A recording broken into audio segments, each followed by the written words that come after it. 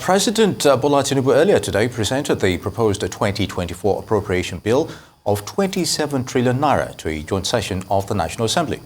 During his presentation in Abuja moments ago, President Tinubu says the goal is for the Appropriation Act to come into effect 1st of January 2024, adding that the budget will help ensure macroeconomic stability, reduce deficit, increase capital spending and allocation to reflect the 8 priority areas of his administration. The budget proposal meets in furtherance of my sacred duty and obligations as the President of the Federal Republic of Nigeria. It is my honor to be here today to present my administration's 2024 budget proposal to this joint session of the 10th National Assembly. This moment is especially profound and significant to me because it is my first annual budget presentation to the National Assembly.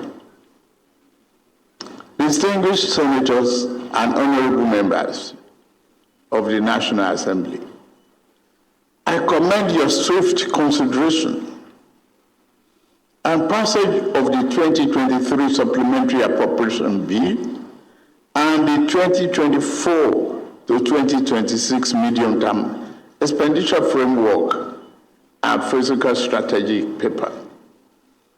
Your prompt action underscores your devotion to economic development and to the greater welfare of our people.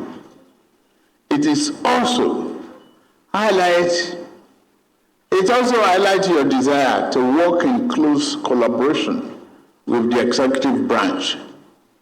We do not serve ourselves. I appreciate you. We must always strive to work together to serve and benefit the people of our beloved country. Once again, I say thank you. Well done.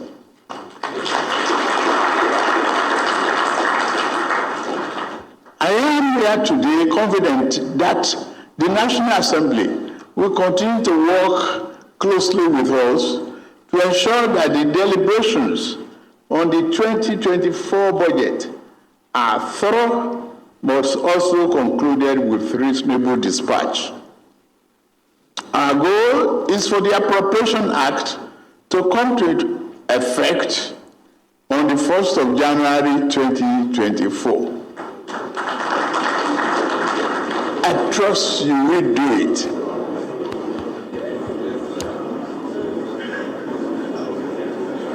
It is by now a matter of recorded history that my first physical intervention as president of this great nation was to end the fuel subsidy regime, which has proven to be so harmful to the overall health of our national economy.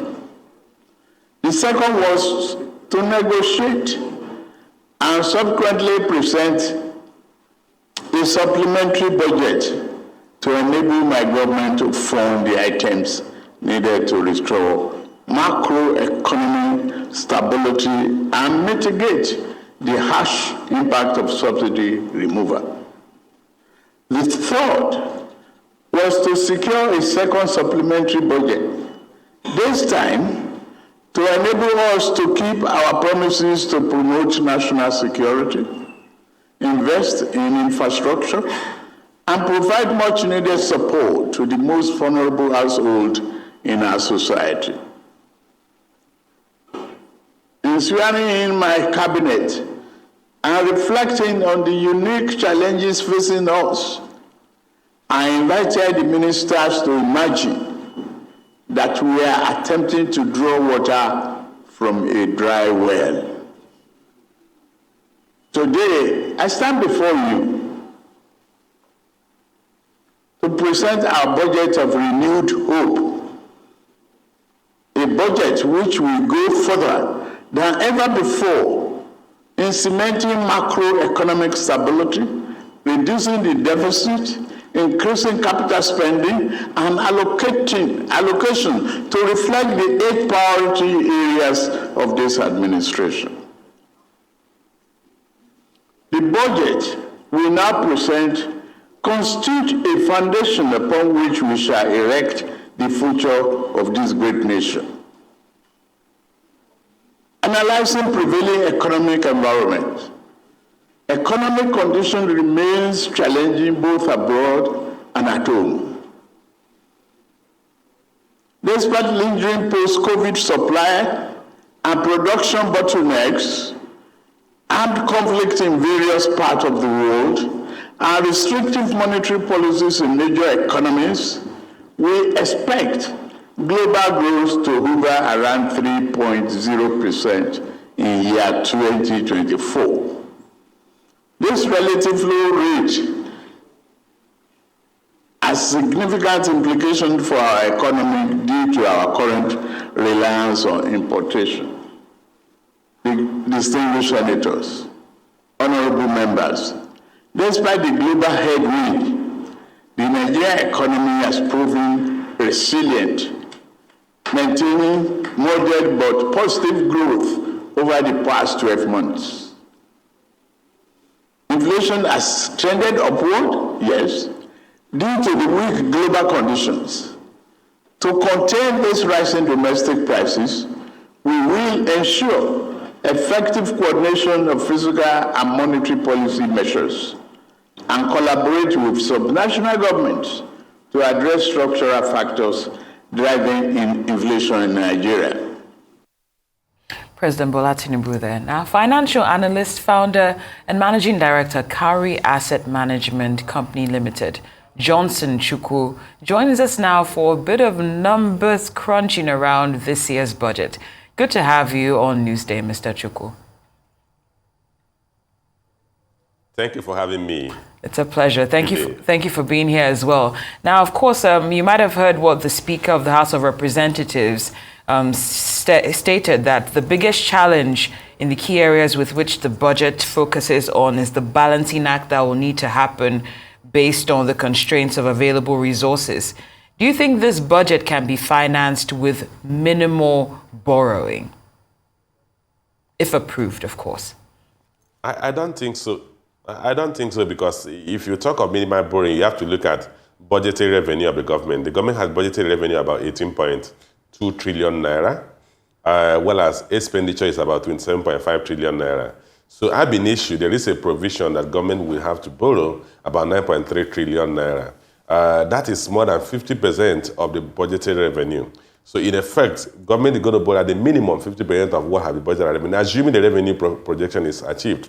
Then if you look at the revenue projections, there are also areas of concern which will make the possibility of achieving the revenue projection as currently contained in the budget a tough call. You have a budgeted crude production of about 1.78 million barrels a day. That's average daily.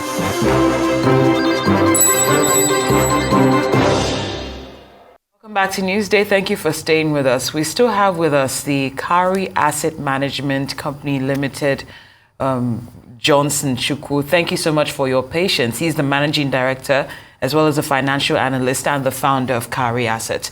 You were responding to my question about the potential for this budget, 2024 budget, being implemented if approved without borrowing. Yes, thank you once again, and apologies for the technical hitches we experienced just a couple of minutes ago. What I was saying is that the budget already made provision for borrowing about 9.3 trillion naira. The budget had made provision about 27.5 trillion naira as total government expenditure. At the same time, there's a provision of 18.2 trillion naira as total government revenue. So that leaves a gap of 9.3 trillion naira has to be funded by borrowing. But beyond that, there are also assumptions in the budget that may make the achievement of the 18.2 trillion naira a tall order. I did mention earlier that the budget had made provision of about 1.78 million barrels of crude production on a daily basis. And given where we are today, that might be a difficult call to achieve. I don't see how Nigeria can actually grow consistently to produce 1.78 million barrels a day. Another factor that has to be of paramount importance in achieving the budget is the budget crude oil benchmark. The budget that has been presented made provision about $77 per barrel. That will depend on how the global oil market is. If the oil market is strong, we could achieve a $77 per barrel. But remember, you're looking at average for the entire year. So that means that we should expect a region of above $77 per barrel crude for us to achieve an average of $77 per barrel crude. So those are factors we have to consider. But first thing is that, can we achieve the revenue projection?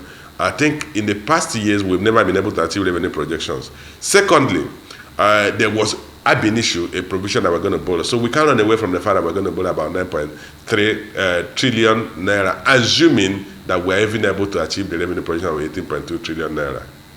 Very good, Mr. Chukwu. Now, let's take a look at the issue of recurrent expenditure, which has often been a challenge to Nigeria's budget over time. So will the scenario be any different with the 2024 budget proposal as it is right now? And on the issue of servicing government itself, in its own activities, the three arms of government, I'd like your thoughts on that. Well, starting from the government recurrent expenditure, if you look at the total recurrent expenditure, some of them are what you call non-discretionary expenditure. Most critical of which is the debt service. A debt service is about 10.6 trillion naira, which is about 56% of the total budgetary revenue. That there's nothing you can do about it, because we're already in that debt, and we must pay in interest to those who have lent money to us, either local or foreign lenders. But the most critical thing, if you look at the budgeted capital expenditure, just about 5.6 trillion naira, which is just about 20% of total government expenditure. If you take a government expenditure about 27.5 trillion naira, the capital expenditure component is just about 20% of the government budgeted expenditure. So, in effect, 80% of total budgeted expenditure of 27.5 trillion naira will largely be either debt service or other recurrent expenditure. And that's where we have found ourselves today. We have to grow the revenue or find way of moderating our recurrent expenditure to be able to create headroom for capital expenditure, which is what is critical for economic development. Well said. Now, when it comes to the benchmark expectation of production of 1.78 billion barrels of crude per day, I'm hoping I'm not mistaken. Do you think that's realistic in terms of what's... No, 1.78 million barrels. Million barrels. Sorry, talking millions and trillions, million barrels. Thank you. Do you think that's realistic? I think it's going to be a tough call to achieve that. A couple of things we have to recognize. The best we saw in the past couple of years was in the region of 1.2, 1.3. I think there's a statement that some recent part that we have gotten to 1.6 million barrels a day. But remember, that is not consistent. The fundamental issues around the Niger Delta have not been resolved. We are not having new investment in exploration and production. So we're basically drilling from existing fields. Many of the oil majors have exited their onshore assets and offshore assets. Local oil producing companies can hardly evacuate through the pipelines. So, and these issues are not going to be resolved in the next 1 year. You need to, of course, there is the Host Community Act that is currently being implemented, but you need to get to a point. But even if you go to that host community issues, the whole community are also fighting among themselves. And once there is dispute in the host community, they now constrain production. So I don't see how realistically we can produce on average basis a 1.78 million barrels a day. And once that is not achieved, and you have a negative volume variance, you're going to have difficulty achieving your revenue projections.